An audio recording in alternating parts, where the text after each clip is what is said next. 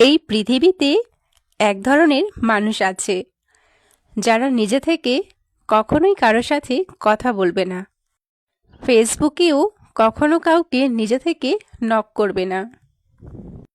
এই মানুষগুলো আসলে ভাব নেয় না, তারা আসলে চুপচাপ থাকতে ভালোবাসে। সারাদিন একা থাকলেও তারা কাউকে ডিস্টার্ব করতে চায় না। তারা আসলে একা থাকতে শিখে গেছে। এই যেমন আমি। হ্যালো মিষ্টি বন্ধুরা, সবাইকে আবারও একটা মিনি ব্লগে স্বাগতম জানাই। আমাদের সবজি বাগান থেকে তুলে আনা বেগুনগুলো ভাজা করলে খেতে খুব ভালো লাগে, তাই অনেকগুলো বেগুন কেটে নিয়েছি বেগুন ভাজা করার জন্য।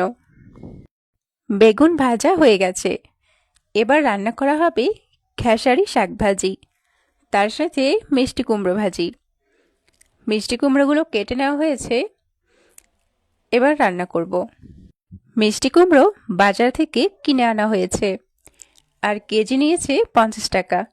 আমাদের এখানে মিষ্টি কুমড়া অনেক দাম। মিষ্টি কুমড়া ভাজি করার জন্য প্রথমে কড়াইতে তেল দিয়েছি, তারপর পেঁয়াজ এবং কাঁচামরিচ কিছুক্ষণ ভেজে নিয়ে এবার মিষ্টি কুমড়োগুলো দিয়ে দিলাম। এবার এখানে পরিমাণ মতো লবণ এবং হলুদ দিয়ে কিছুক্ষণ নাড়াচাড়া করে ঢেকে দিয়ে রান্না করব। আর মিষ্টি কুমড়াটা কালারটা খুবই সুন্দর ছিল, আশা করছি খেতেও খুব ভালো লাগবে। মিষ্টি বন্ধুরা, তোমাদের জন্য একটা সুখবর আছে। আমাদের সকলের প্রিয় ফারুক ভাইয়ের আজকে একটা সেলিব্রেশন লাইভ হবে। তোমরা সকলে চলে এসো। বাংলাদেশ টাইম সন্ধ্যা 7টায় এবং ইন্ডিয়া টাইম 6টা 30 মিনিটে। আজকে সবার জন্য ভালোবাসা থাকবে, সবাই কিন্তু চলে এসো, মনে করি সন্ধ্যা 7টায়। এইদিকে মিষ্টি কুমড়া ভাজিটা রান্না করা হয়ে গেছে, দেখো কত সুন্দর সেদ্ধ হয়েছে, আর খেতেও খুব ভালো হয়েছে। এবার রান্না করা হবে খেসারি শাক ভাজি। শাকগুলো ভালো করে কেটে নিলাম, তার সাথে নিয়েছি কিছু কাঁচামরিচ।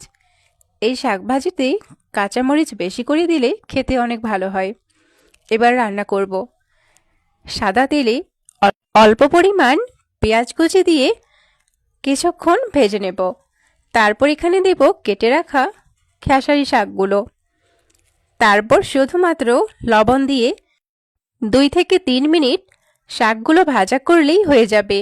আর খেসারি শাক ভাজি রান্না করা খুবই ইজি, কিন্তু খেতে অনেক সুস্বাদু হয়। সাথে যদি থাকে লেবু অথবা আমের আচার। মিষ্টি বন্ধুরা, আমার আজকে সকল রান্না করা হয়ে গেছে। সবাই খুব ভালো থেকো, সুস্থ থেকো।